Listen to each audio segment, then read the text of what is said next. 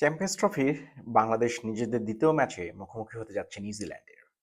আর এই ম্যাচের একাদশকে কেন্দ্র করে অনেক ধরনের জল্পনা কল্পনা আকাশে ডানা মেলেছে। এর মধ্যে একটি অন্যতম হলো মাহমুদুল্লাহ রিয়াদের ফিরে আসা। আমরা হয়তোবা সকলেই জানি যে মাহমুদুল্লাহ রিয়া প্রথম ম্যাচে ইনজুরির কারণে একাদশের বাইরে ছিলেন এবং ঠিক সে কারণেই আহ, তার জায়গায় কিন্তু ইনক্লুডেড হয়েছিল তৌহিদ হৃদয়। আবার সেই ম্যাচেই তৌহিদ হৃদয় কিন্তু একটা দুর্দান্ত শতক হাঁকিয়েছেন। যদিও সেটি লুজিং কজে কোনো বাংলাদেশ কিন্তু জয় পায়নি সেই ম্যাচে। এখন যেহেতু দ্বিতীয় ম্যাচের আগে অনেকটাই এটা পরিষ্কার হয়েছে যে হয়তোবা মাহমুদুল্লাহ রিয়াদ ফিট হয়েছেন এবং তিনি খেলবেন, যদি তিনি পুরোপুরি ফিট থাকেন। এখন তিনি যদি দলে আসেন তাহলে বাদ দেওয়া হবে কাকে? এটি নিয়ে কিন্তু অনেক ধরনের জল্পনা কল্পনা। আ বিশেষ করে কয়েকটি থিওরি সবাই আলোচনা করছে। প্রথম যে থিওরি সেটি হলো ওপেনারদের মধ্যে একজন, বিশেষ করে সৌম্য সরকার, তাকে বাদ দেওয়া। এবং এই যে ২-৩ জনের কথা উঠেছে বাদ দেওয়ার ক্ষেত্রে, তারা প্রত্যেকেই কিন্তু ০ রানে আউট হয়েছিলেন প্রথম ম্যাচে। সো এর মধ্যে প্রথমে আসে সৌম্য সরকারের কথা। অনেকেই বলছেন সৌম্য সরকার হয়তোবা দীর্ঘদিন ইনজুরিতে ছিলেন। ইনজুরি থেকে আসার পরে তিনি এখনো পুরোপুরি ফিট কিনা সে বিষয়ে সন্দেহ রয়েছে। এ কারণে মেহেদী হাসান মিরাজকে মেকশিফট ওপেনার হিসেবে খেলিয়ে সৌম্য সরকারকে বাদ দেওয়ার একটি চিন্তাভাবনা রয়েছে। আবার অনেকে বলছেন সৌম্য সরকার কিন্তু নিউজিল্যান্ডের বিপক্ষে ভালো পারফরমেন্স করেছেন অতীতে। আহ, অথবা সৌম্য সরকার একটি মিডিয়াম পেস বোলিং একটি অপশন হিসাবেও একটি কাজ করতে পারেন রাওয়ালপিন্ডিতে। সেক্ষেত্রে সৌম্য সরকারকে দলে রাখা হোক, বাদ দেওয়া হোক মুশফিকুর রহিমকে। যেহেতু মুশফিকুর রহিম অনেকদিন ধরেই সেভাবে ফর্মে নেই, কিন্তু এক্ষেত্রে যে সমস্যাটি দেখা দিয়েছে, মুশফিকুর রহিমকে যদি বাদ দেওয়া হয় সেক্ষেত্রে কিপিং এর দায়িত্বটিকে কিন্তু পালন করতে হবে আহ, জাকের জাকের আলী অনেককে।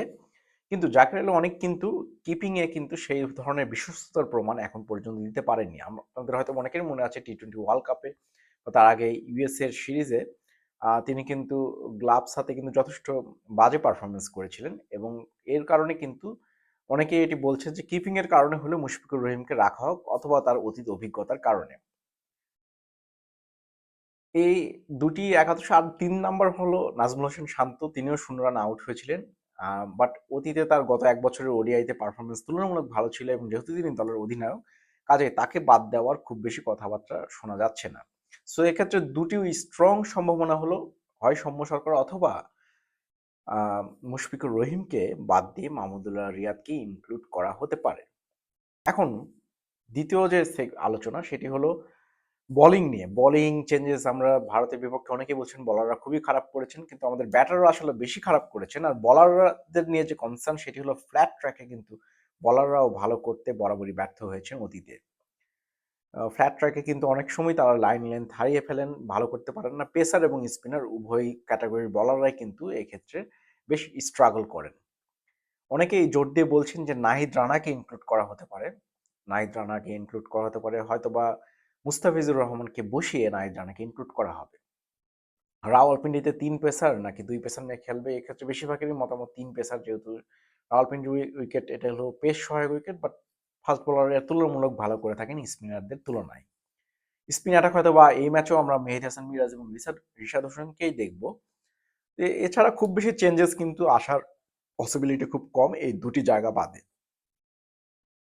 আপনাদের কি মতামত সেটিও কিন্তু কমেন্ট বক্সে জানাতে পারেন। এখন আসি আজকের ম্যাচের প্রিভিউ নিয়ে। ম্যাচে কি করতে পারে নিউজিল্যান্ড? কিন্তু অলরেডি পাকিস্তানকে বেশ বড় ব্যবধানে হারিয়ে কিন্তু তাদের অবস্থান জানান দিয়েছে। তারা কিন্তু অনেক দিন ধরে পাকিস্তানে রয়েছে।